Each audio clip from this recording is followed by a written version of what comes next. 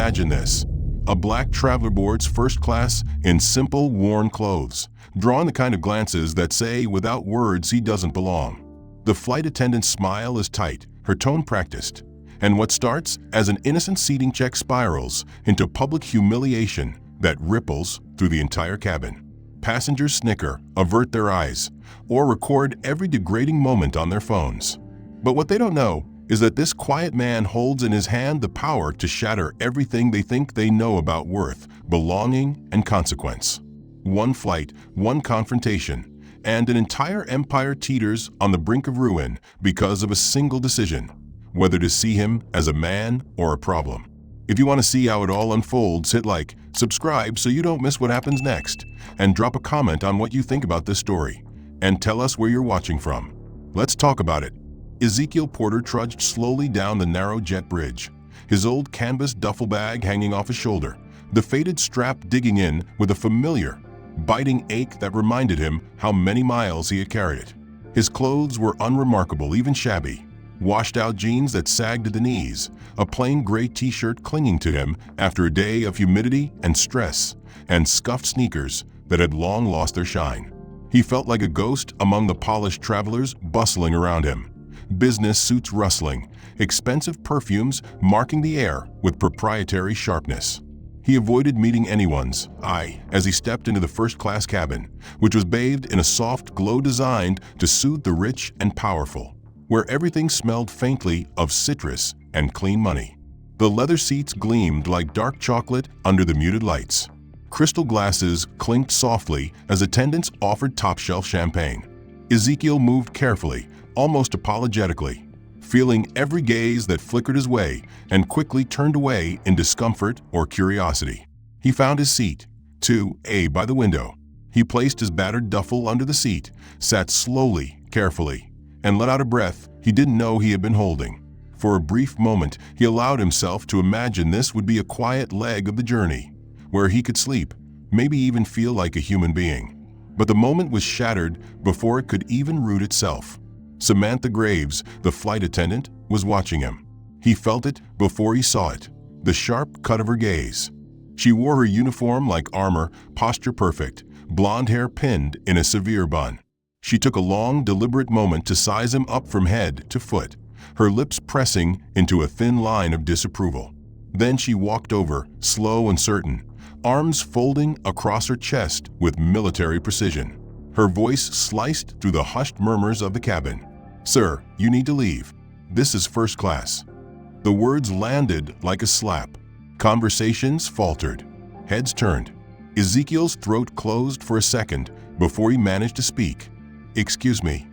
His voice cracked slightly, making the humiliation worse. Samantha didn't flinch. "This seat is reserved for first-class passengers," she said loudly enough that half the cabin could hear. "You're in the wrong place." Ezekiel tried to keep his voice calm. "I'm in 2A. That's what my ticket says." He held out the ticket, hand trembling just slightly. Samantha snatched it from him, eyes narrowing as she scanned it. She took her time. It was theater, and she was playing for an audience. Finally, she spoke, voice dripping condescension. "First class? Really?" A couple across the aisle turned to stare openly.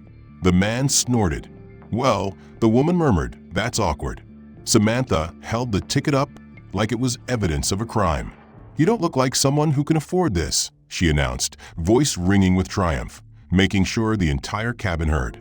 A ripple of laughter broke out from a few seats back. Ezekiel's face burned.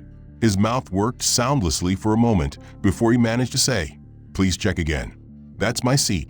Samantha rolled her eyes, sighed theatrically. "I'll have to verify this," she said, waving dismissively at him. "Stand up." He hesitated. She leaned in slightly, voice low but icy. "Now." His body obeyed before he even decided to. He unbuckled, stood slowly, awkwardly, his knees feeling weak. His duffel shifted, thumping onto the floor with a dull sound. He bent to pick it up, but Samantha stopped him with a raised hand. "Leave it," she said sharply, as if speaking to a child or a dog. He straightened, fingers clenching and unclenching. He felt every eye on him. Bryce, another flight attendant, wandered over, curiosity piqued. "Everything okay here?" Samantha didn't even look at him. "Just clearing up the seating confusion," she said, voice sweet as poison. Bryce glanced at Ezekiel, smirked. "Ah," he said knowingly. "Got it." He walked away without another word. Ezekiel swallowed, his mouth dry. A man in a tailored suit across the aisle was shaking his head with a smirk. "Unbelievable," he muttered. His seatmate giggled behind her hand. Samantha turned back to Ezekiel. "Please step into the aisle so other guests can get by," she ordered, voice falsely patient. He shuffled sideways, pressing himself against the wall of a plane, trying not to bump anyone with his duffel. A young woman with a designer tote rolled her eyes as she squeezed past, muttering. "Apologies for the delay," she announced, making sure her voice carried past the divider curtain and into coach where the line of boarding passengers slowed to watch. "We're handling someone in the wrong section." The words stabbed into him. Not a mistake, not confusion. Someone, a problem, a thing to be handled. Murmurs rose immediately. The silver-haired businessman who had snorted earlier actually chuckled under his breath, shaking his head as if it confirmed something he had long suspected about people like Ezekiel. A young woman in designer clothes didn't even try to hide her smirk as she leaned toward her companion to whisper. Ezekiel heard the faint hiss of amusement and felt bile rise in his throat. He tried to swallow it down. He could feel the tension in his shoulders tightening like coiled wire. He sucked in a slow, shaking breath and spoke, voice cracking with the strain of trying to keep it calm. "Ma'am, that's my seat. I have the boarding pass." But Samantha didn't even look at him as she tapped on her tablet. She was focused, deliberately ignoring him in that cool, bureaucratic way that said she didn't even consider him worth the courtesy of eye contact. Instead, she spoke to the entire cabin, her voice artificially bright, her words ringing with the mechanical cheer of an intercom announcement. "We'll just be a moment. Thank you for your patience while we clear this up." The businessman across the aisle snorted again. "Take all the time you need," he drawled, earning a few polite chuckles. Ezekiel's mouth opened and closed as he tried to find words. His tongue felt like lead. He wanted to explain, to plead, to demand some basic dignity. But every time he inhaled to speak, his throat closed up, strangled by the weight of every eye on him. He turned his head slightly, looking down the aisle to see Bryce, the second attendant, standing a few rows back. Bryce was tall, with a neatly trimmed beard, uniform just as crisp as Samantha's, but demeanor deliberately casual. Bryce watched him with vague interest, one brow raised, arms crossed over his chest in that relaxed way people used when they didn't want to get involved. Ezekiel caught his eye, willing some kind of humanity to appear. "Bryce," he tried, voice low and shaking. "Can you please help? She has my boarding pass. That's my seat." For a moment, Bryce's expression faltered. There was the faintest flicker of discomfort in his gaze, as if he felt the ugliness of the scene for the first time. But then it was gone. He straightened slightly, glanced at Samantha's rigid back, then back at Ezekiel. He lowered his voice, leaning in just enough so no one else would hear. "Just go with it," he muttered, sounding like he was reciting something he'd said 100 times before. "Don't make trouble." Ezekiel blinked, throat dry. "Don't make trouble," he repeated, voice cracking at the edges. Bryce shifted uncomfortably, avoiding his eyes. "It's not worth it, man," he said, voice dropping even lower, conspiratorial but empty. "She'll escalate it. Just go with it. We'll get you sorted." He didn't sound convincing. He didn't even sound sorry. He sounded bored, resigned, tired of doing this dance. Ezekiel felt his heart stutter in his chest, rage and shame boiling, so hot he thought he might throw up. He wanted to scream at Bryce. He wanted to ask why. Why he had to be the one to swallow it, to stand there while people laughed at him, to be the one to de-escalate his own humiliation. But the words died in his throat. Bryce had already straightened up, stepping back like he wanted nothing to do with the moment. He wouldn't even meet Ezekiel's eyes anymore. Ezekiel realized then how alone he was. He could feel sweat trickling down the back of his neck, chilling against his skin. His breath rattled in his chest, uneven and shallow. His hands shook so badly on the duffel strap he had to force himself to let go, fingers uncoiling slowly like he was prying them off himself. Around him, the other passengers continued to board. Some watched him openly, curious and amused. Others studiously looked away, pretending to scroll through phones or examine seatback magazines, performing politeness as avoidance. One man actually scowled at him as he squeezed past, muttering, "Hold up the whole damn plane, why don't you?" Samantha finally turned, handing back the boarding pass like it was contaminated. She didn't hand it to him so much as thrust it in his direction, forcing him to reach for it awkwardly. "We're checking with the gate," she said in a tone of false patience. "You can wait here until we have confirmation." She didn't even step aside to let him back into his seat. She just turned her body enough to block the row, ensuring that he remained in the aisle for everyone to see. A spectacle, a problem to be solved. Ezekiel took the boarding pass with shaking fingers. His vision blurred slightly as he tried to focus on the text, reading and rereading his name, his seat number, as if trying to remind himself that it was real, that he wasn't insane. The boy's friend leaned in from coach to laugh, muttering, "Get the whole thing, man." The mother, eyes sharp as glass, hissed, "Don't encourage it." But she didn't tell them to stop. Nobody told them to stop. Samantha's fingers danced over her tablet with theatrical slowness, tapping, tapping, tapping. She sighed dramatically, drawing it out so the passengers behind Ezekiel in the boarding line groaned. "Is there a problem here?" a man with a gold watch demanded, voice like gravel. "Because we're trying to get to our seats." Samantha didn't look up. "We're just verifying this gentleman's seat assignment," she said, the word gentleman hitting the air with so much sarcasm it should have been a slap. The man in the watch snorted. "Well, hurry it up. Some of us paid good money for these seats." Ezekiel tried to make himself smaller. His shoulders curved in, his head dropped. His duffel sagged against his hip like dead weight. He tried not to breathe too loudly, tried not to exist too much. He could feel his pulse hammering in his neck, behind his ears. He thought he might be shaking. Samantha's eyes flicked up, cold and precise, checking to make sure he hadn't dared move. Then she deliberately turned away to address Bryce, who had wandered back over. "Can you check with the gate?" she asked, as if he hadn't been there the whole time. Bryce hesitated, looked at Ezekiel with that same empty apology in his eyes, then shrugged. "Sure." He disappeared behind the curtain, leaving Ezekiel even more alone. More passengers pressed forward. Samantha raised her voice again, bright and cutting. "Please everyone, thank you for your patience. We're resolving a seating confusion. Just bear with us." A woman with sleek hair and a pearl necklace sighed and turned to her husband. "Well, I guess you can't expect everyone to know how to read their ticket." The husband laughed quietly, squeezed her arm. Ezekiel heard every word. He heard everything. His ears were burning. His vision was fuzzy at the edges. He blinked and focused on the blue and gold pattern of the carpet. One foot in front of the other. Don't move. Don't speak. Don't make it worse. Don't let them see. Don't let them see you break. Samantha cleared her throat theatrically. She checked her watch, clicked something on her tablet, exhaled with frustration. She made sure everyone saw it. The line behind Ezekiel shifted impatiently. A tall man in business, casual, tapped his bag against Ezekiel's thigh. "Excuse me," he snapped. Ezekiel jolted and tried to sidestep further into the bulkhead, but there was nowhere to go. His duffel clunked against the wall. "Just stand out of the way," the man growled. Samantha didn't correct him. She didn't defend Ezekiel. She didn't even pretend to care. She just watched him squirm for another painful moment, then finally spoke in that same bored, too loud voice.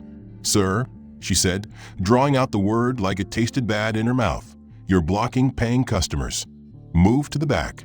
Now, Ezekiel felt something crack in his chest. He couldn't speak. He couldn't even look up. His mouth opened and closed once before he forced himself to swallow. His throat burned. She gestured with two fingers like she was directing traffic, flicking her hand toward Coach. "Now," she repeated, voice sharpening, authority swelling to fill every inch of the cabin.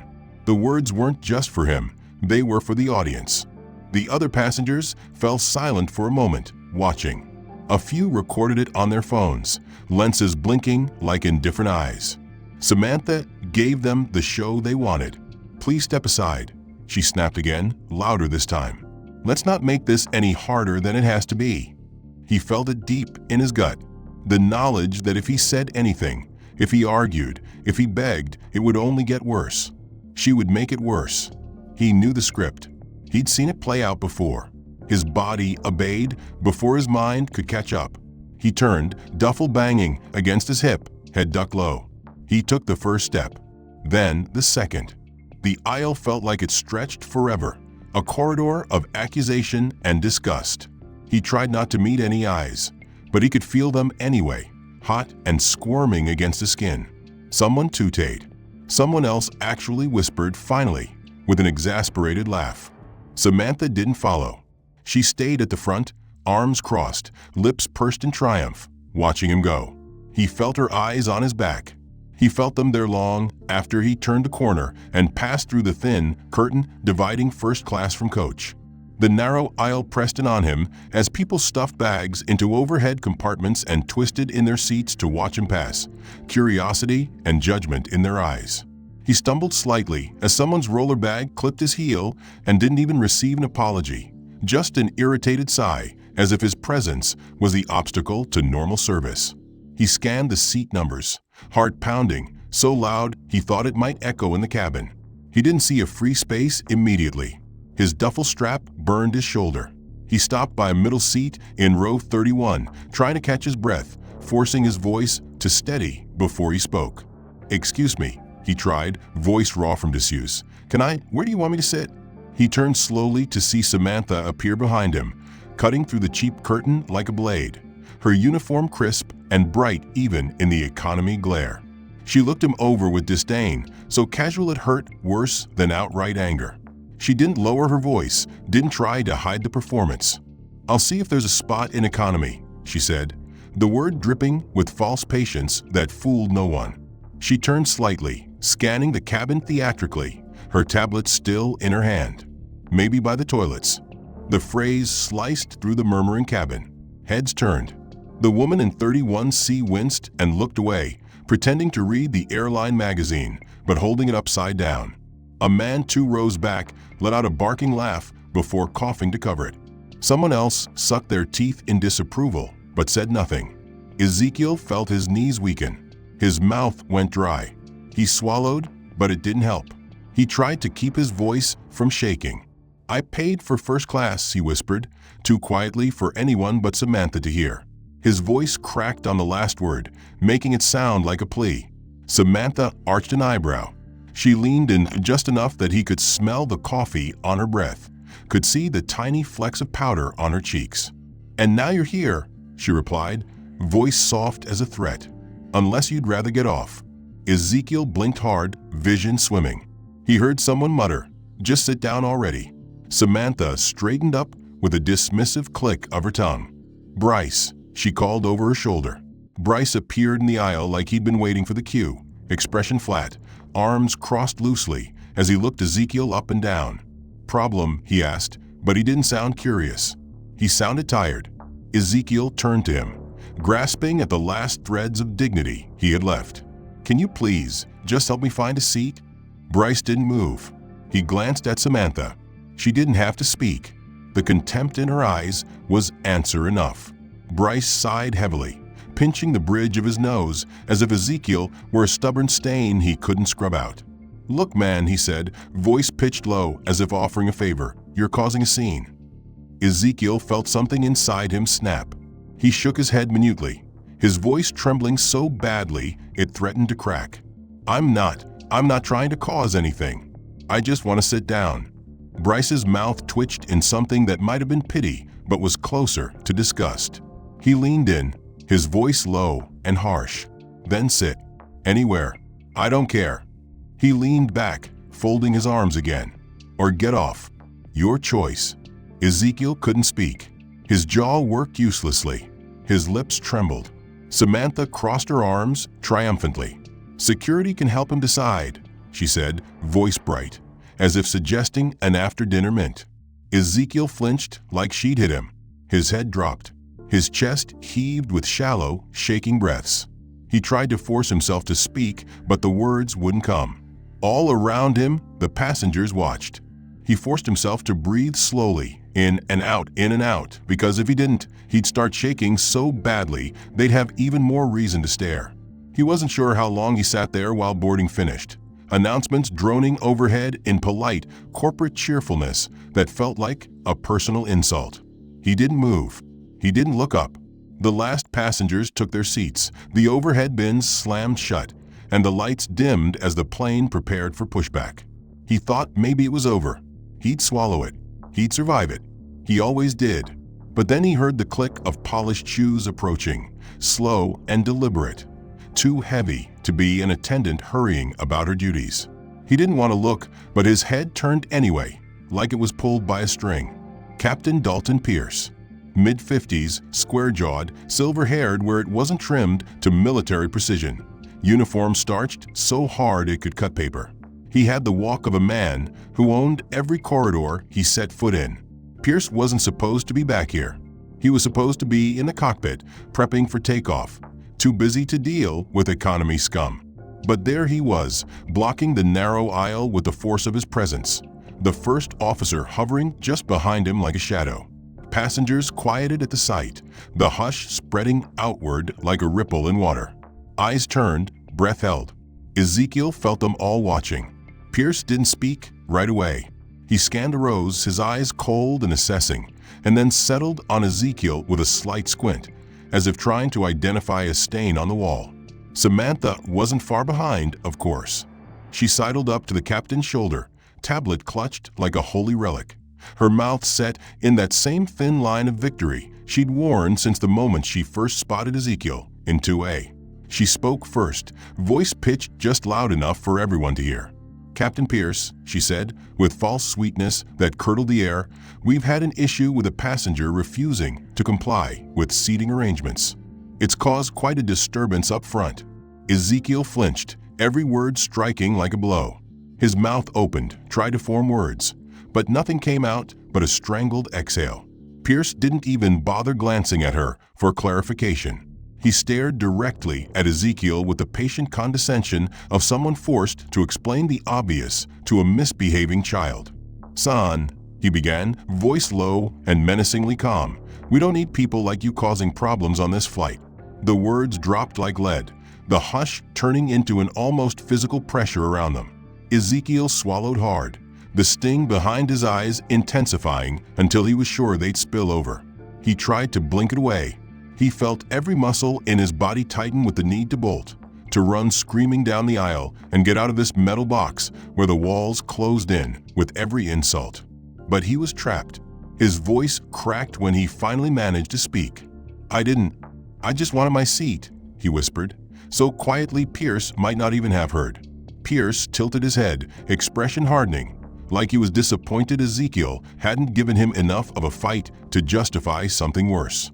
"Your seat," he repeated slowly, voice dripping with scorn. "You were told to move to your assigned section. Instead you argued with the crew, disrupted boarding. Now you're back here acting like a victim." He looked around theatrically, ensuring the entire cabin heard. "Let's be clear," he continued, raising his voice so there could be no mistake. "This is a commercial flight. We have paying customers expecting service. We can't have you delaying everyone because you don't know where you belong." Murmurs spread like wildfire, passengers trading looks, some snorting with agreement, others shaking their heads in pity or disgust. Ezekiel felt his nails dig into his palms hard enough he wouldn't be surprised to see blood. He tried again, voice breaking mid-sentence. "I paid. I had a seat." Pierce cut him off with a single upraised hand. The gesture was practiced, absolute. "That's enough," he said coldly. He turned away slightly, looking down at Samantha with an approving nod. "Good call moving him back here," he told her. The low murmur of voices continued to vibrate around him, a steady poisonous hum of judgment that never quite faded. The captain's announcement still rang in his ears like a bell that wouldn't stop tolling, hammering in his skull with every remembered word. Unverified passenger. Safety and comfort. His humiliation had been immortalized in the polite, cold language of authority, delivered over a PA system designed to reach every seat, every ear, every set of prying eyes. He felt like his skin was too tight, like it might split open from the pressure of holding everything in. He could still hear Samantha's voice in his head, that sickening sweetness she used when addressing the rest of the plane, explaining how they were handling it for everyone's benefit. He clenched his teeth so hard his jaw ached, trying to silence the replay in his mind. The flight began to taxi. The lights dimmed further, casting harsh shadows across the faces of passengers who wouldn't meet his eyes when he dared to glance around. Those who did looked quickly away, faces blank with forced neutrality, pretending they hadn't witnessed the spectacle that had delayed them. No one spoke to him. No one offered even a silent apology with their gaze. Instead, they performed the polite ritual of disinterest, pretending to read safety cards, scroll through their phones, or adjust the overhead nozzle. Anything to avoid acknowledging the man they had watched being humiliated. A child a few rows up twisted in his seat, standing on his knees to peer over the seatback. He was no older than 7 or 8, hair mussed from travel, eyes wide and unblinking. "Mom," he whispered loudly, voice clear in the quiet cabin. "Why won't he just go home?" His mother shushed him immediately, her face flushing, shooting a mortified glance at Ezekiel before grabbing the boy's arm and pulling him back down. But the question floated there, heavy as a stone. Ezekiel felt it hit him in the chest like a punch. Why wouldn't he just go home? He blinked hard, vision blurring again, rage and humiliation and sorrow churning together in his gut like acid. He opened his mouth to answer a question no one really wanted him to answer, but no sound came out. He shut it again. Slowly, mechanically, he adjusted the duffel on his lap, fingers tracing the frayed seams like a nervous tick. He tried to focus on the feeling of the rough canvas to ground himself. The plane lurched slightly as it turned onto the runway. Ezekiel's stomach flipped, and for a wild moment he imagined it was the plane rejecting him too, trying to throw him out like some unwanted stowaway. He squeezed the bag tighter. As the engines roared and the cabin rattled with a violent push of takeoff, he pressed his forehead back to the window, eyes squeezing shut to block out the world. But nothing blocked out the voice that came next. Samantha was moving through the aisle, doing her final check, her heels clicking with precise authority on the narrow floor. She didn't need to say anything, but of course she did. She paused by his row, leaning just enough to be heard without being obvious. "Thought you could buy first class on layaway," she hissed under her breath, lips curled in a mock smile. She didn't wait for a response.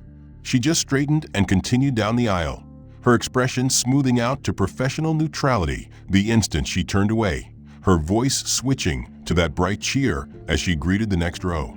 "Let me know if you need anything." He didn't bother wiping them. He didn't care if anyone saw them now. No one was looking at him anymore anyway. They had gotten their show, their entertainment for the flight, and now they had moved on. The plane had reached cruising altitude, and the lights were dimmed for comfort. The hush that fell over the cabin wasn't peace. It was a smothering blanket that pressed him down into his thin, unpadded seat. He heard the occasional cough, the rustle of newspapers, the beep of a seatbelt sign turning off. People shifted, settled in with drinks they ordered without hesitation from smiling attendants who glided down the aisle with effortless cheer that disappeared the second they passed his row. No one asked if he wanted water. No one offered peanuts. He wasn't there anymore. He was invisible. Ezekiel leaned his forehead against the cool plastic, eyes squeezed shut as he tried to count his breaths. In, out, in, out. He tried to imagine being somewhere else, somewhere that didn't stink of sour sweat and fake leather and the lingering scent of the bathroom a foot behind him. He wanted to be home. He wanted to be anywhere but here. But the words that Samantha had spat at him, the captain's cold disdain, the laughter of strangers, it all clawed at the inside of his skull like fingernails on a blackboard. He was so humiliated he felt numb. Then he felt angry. Angrier than he had ever been in his life. He felt it ignite in his chest, a slow burn that spread through his arms, up his neck, down to his stomach. He let it sit there, dangerous and quiet. He swallowed it down so he could use it. Slowly, with deliberate calm, he unclipped his battered duffel from around his shoulder and set it carefully on his lap. He unzipped the front pocket, fingers steady now, finding the cheap, cracked phone he had been forced to replace when his old one died last month. He unlocked it, the screen flickering for a second before coming to life. He scrolled through the contacts with a precise swipe of his thumb until he found the one he wanted. It was labeled simply, "Bored." He hit call. The phone rang only once before it connected. He kept his voice low, almost a whisper, so no one else would hear except for the man in the seat beside him who was studiously pretending Ezekiel didn't exist. "It's me," Ezekiel said evenly. There was a pause. Then a voice crackled through the tinny speaker. "Mr. Porter, we've been waiting for your confirmation." Ezekiel inhaled slowly through his nose. His fingers clenched tight around the cheap plastic. His voice was steady now. "Don't move forward. Pull the offer." There was silence on the other end. Then the voice asked carefully, "Are you sure? That's a significant contract. It'll sink their bid." Ezekiel's eyes didn't move from the window. He watched the clouds drift by, illuminated in moonlight like ghostly mountains. His lips barely parted. "I'm sure. They don't deserve it. Redirect the funds to Midline. I want the press release drafted tonight." The voice on the other end didn't argue. "Understood." The call disconnected. Ezekiel sat there, letting the weight of it settle over him. His heart was pounding for an entirely new reason now. He felt the residual tremor in his fingers, but it wasn't fear. It was resolve. The first flicker of it, all flight. He took a slow breath in, out. He dropped the phone into his bag with a soft thunk and zipped it shut. No one paid him any attention. The man in the aisle seat kept staring straight ahead, headphones in, eyes dead to the world. Ezekiel didn't bother trying to explain. He didn't owe anyone anything anymore. He had made his decision. It was over for them. Meanwhile, a few rows up in the narrow galley, Samantha Graves leaned back against the closed cabinet, folding her arms with smug satisfaction. The hiss of the coffee pot filled the silence as Bryce fumbled with plastic cups. Samantha watched him with half-lidded eyes before letting out a short laugh. "God," she said, shaking her head, "did you see his face? Thought he could just waltz up there like he belonged." Bryce snorted. "Yeah, he didn't even have the decency to shut up when you told him. These people always want to make a scene."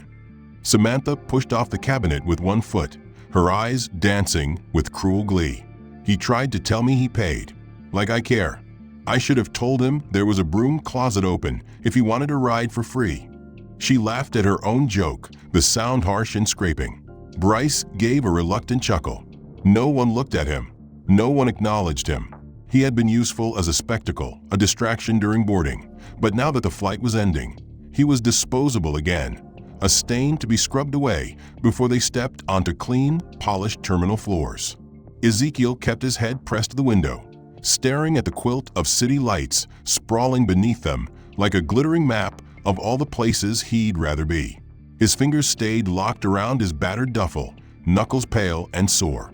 He forced his breathing slow and even, remembering every moment of the humiliation he had been handed, the acid burn of Samantha's words, the captain's broadcast apology for the unverified passenger, Bryce's cold indifference, and the laughter that had rippled behind his back as he walked the aisle in shame. But there was something else now too.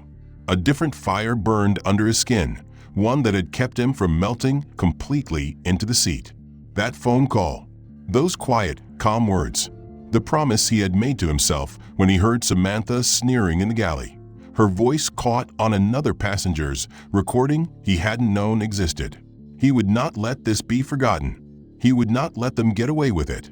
The tires hit the runway with a heavy, juddering bounce that rattled the entire plane, drawing a collective gasp and exhalation as if the cabin itself was sighing in relief to be free of the sky. Ezekiel blinked, the lights of the tarmac streaking past his window in gleaming ribbons of yellow and blue. He didn't move. He didn't reach for his seatbelt. He waited, breathing, steadying, preparing. The captain's voice came on the intercom again, all faux cheer and practiced gratitude, thanking everyone for choosing their airline, reminding them to check around for belongings, hoping they'd fly again soon. He didn't mention the issue this time. He didn't mention Ezekiel at all. When the plane stopped at the gate and the seatbelt light finally dinged off, the passengers erupted into movement. Overhead bins slammed open. Coats were pulled on. Bags yanked down with little regard for heads or shoulders. The air filled with the shuffle and murmur of people eager to be free, to step back into a world where they could pretend they were better than what had happened on this flight. Ezekiel stayed seated. He waited until the line of passengers ahead of him thinned, until the people in his row grudgingly stepped over his knees with muttered curses and refused eye contact. Even when the line had mostly moved into the jet bridge, he didn't rise immediately. His back was stiff, his fingers numb from gripping the duffel. He slowly unbuckled, every movement precise, deliberate. He didn't want to be seen rushing. He didn't want to give them that last bit of satisfaction. He stood, adjusting the weight of the bag on his shoulder, rolling out the tension in his neck. He turned down the aisle, his feet heavy but determined. As he stepped through the narrow galley and into the first-class cabin, he felt the air shift around him. The curtains had been drawn back to let everyone exit in a single line. The manufactured boundary briefly dissolved. Then he walked out onto the curb, flagged a rideshare with a flick of his thumb on the cracked phone screen, and waited in the chill, letting the minutes pass while he tried to slow his racing heart. He didn't look back. Meanwhile, inside the airport, the senior VP of the airline was left standing pale and speechless, ignored by the departing passengers, now buzzing with low, scandalized chatter about what they had just witnessed.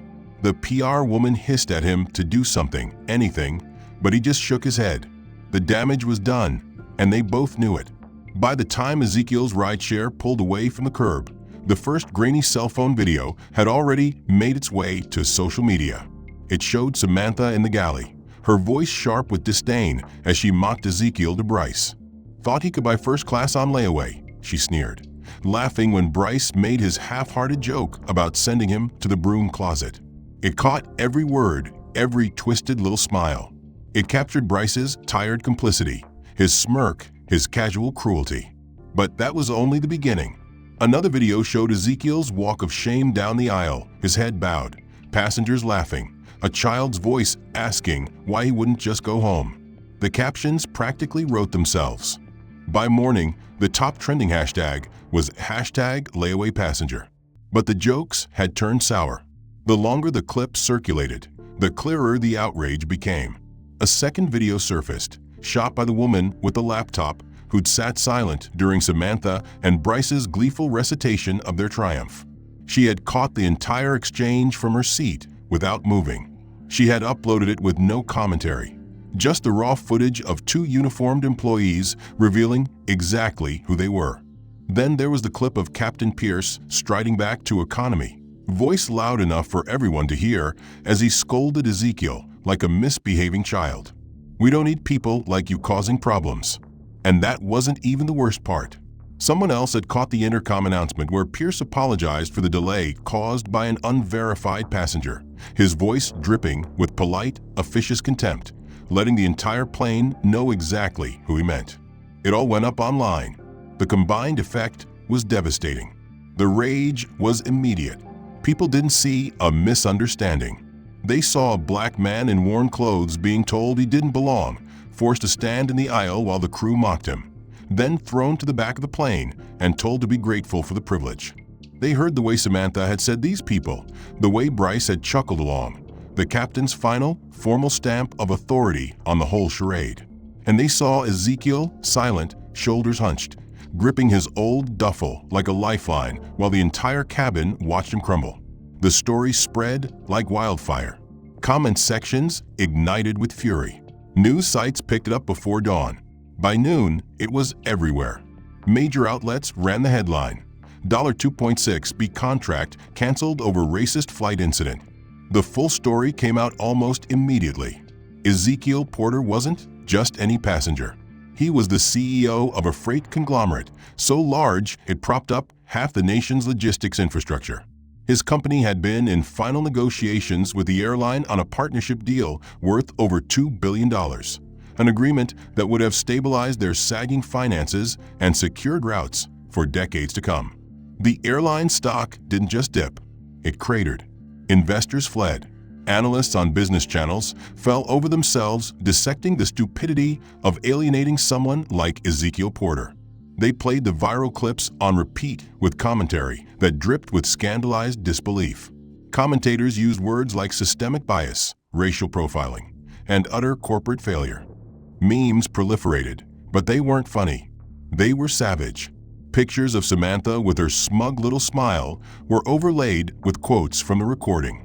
Layaway passenger went from being a cruel joke to a rallying cry, a shorthand for the quiet humiliations millions had endured while being told to just sit down and take it. The airline's PR team scrambled. They issued a terse statement at first, calling it regrettable, and saying it didn't represent company values, which only fueled the fire.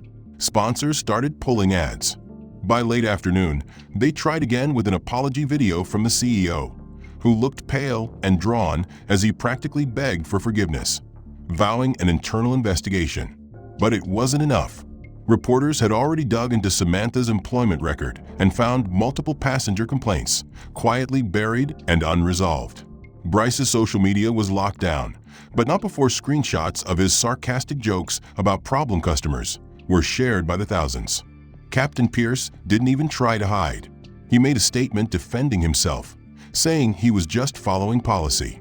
The backlash was so fierce that by the next morning the airline had no choice. At a hastily arranged press conference, the CEO appeared, flanked by exhausted legal counsel and a grim-faced board member. Cameras flashed, microphones thrust forward. His voice shook as he spoke. He announced that Samantha Graves and Captain Dalton Pierce were fired, effective immediately, citing gross misconduct and violation of company values. Bryce had resigned the night before, his statement full of half-hearted apologies that convinced no one. The CEO didn't sugarcoat it.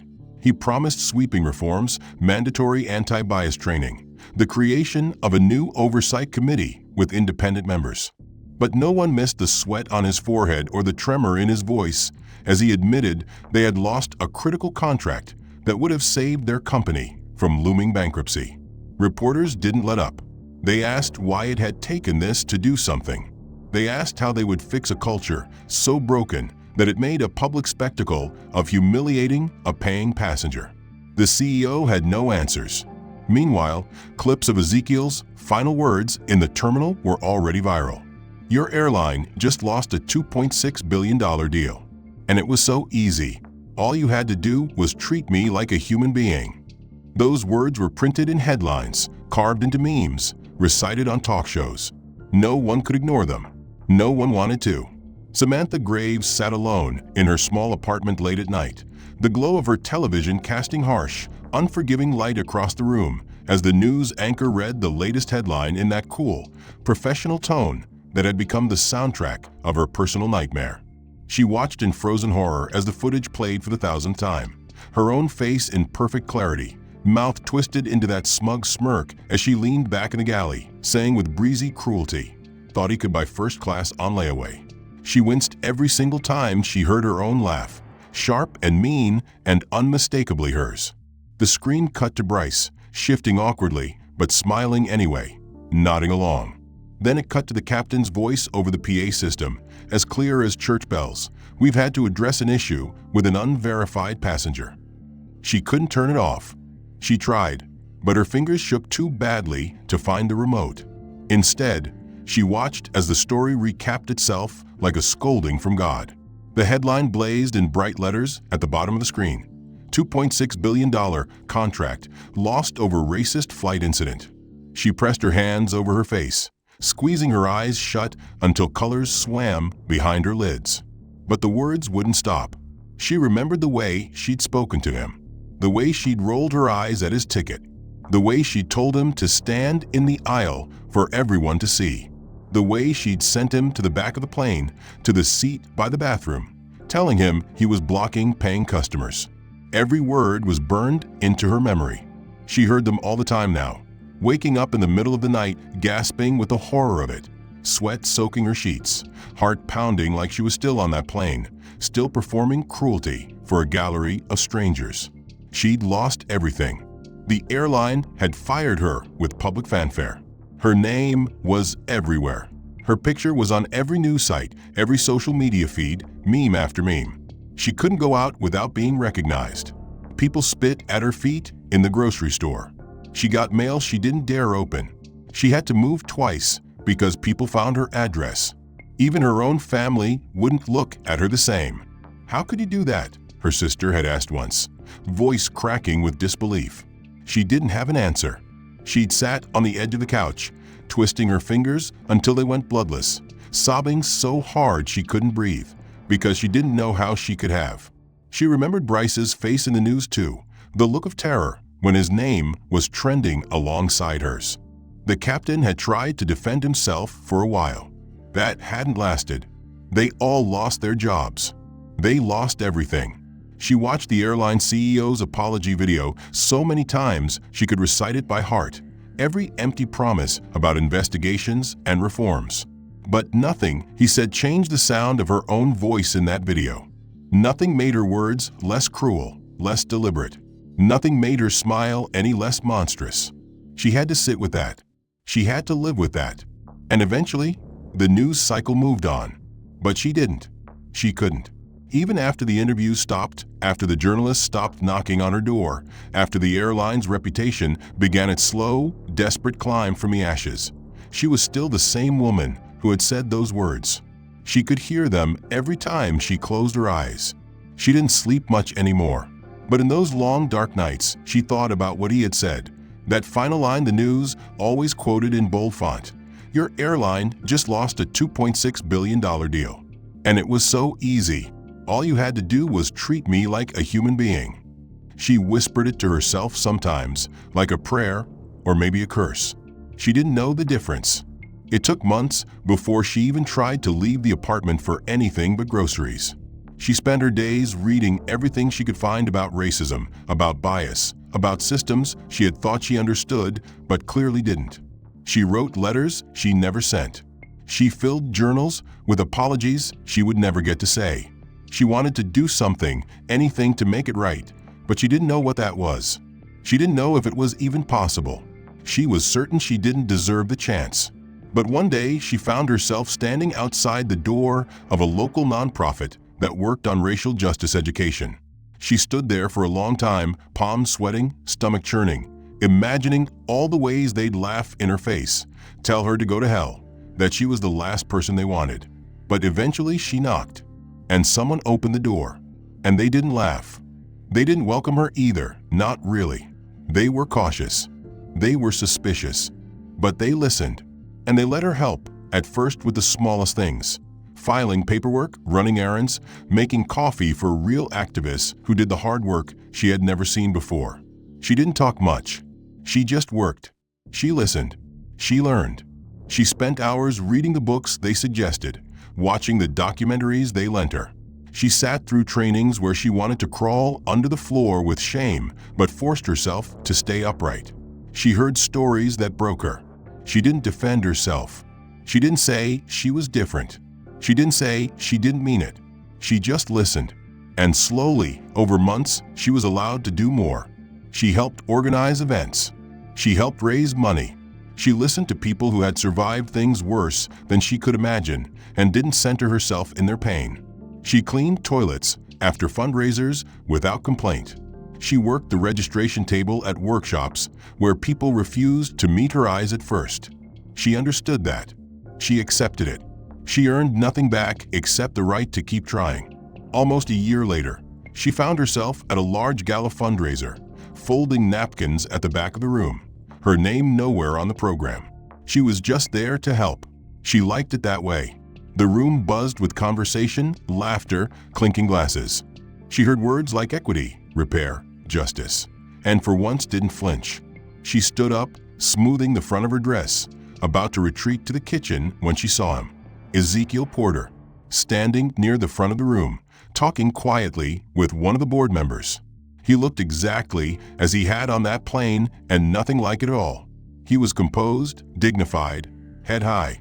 He wasn't dressed fancy, just a plain suit, no tie. But he belonged there in a way she never would. She felt the breath catch in her chest. For a moment she thought about running, but she didn't. She forced herself to take a step forward, then another. Her knees trembled, her palms sweated. She waited until he noticed her, until his eyes flicked over and locked on hers. She thought she might vomit, but she didn't. She swallowed, heart pounding so loud she couldn't hear the music anymore.